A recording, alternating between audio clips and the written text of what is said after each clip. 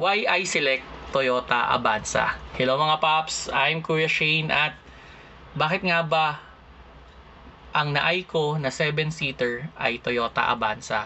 Well, bago ko mag-purchase ng kotse ay nagsiset ako ng mga criteria. So ito yung mga naging criteria ko. Number 1, dapat matipid sa gas.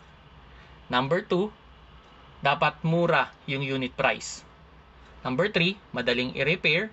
And number 4, madaling hanapin yung parts and dapat daw automatic.